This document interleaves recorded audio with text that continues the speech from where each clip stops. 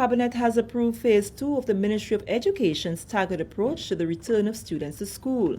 Acting on the advice of the Ministry of Health and Social Security, the Ministry of Education has approved the return of more students to the classroom from Monday, November 15, 2021.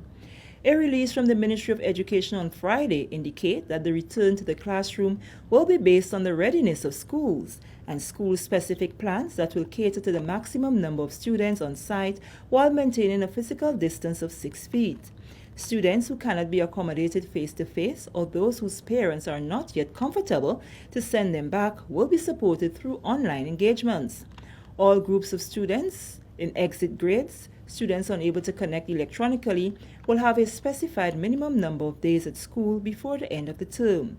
The ministry continues to focus on building resilience to deal with this crisis and any future crisis that has the potential to affect Grenada's education sector.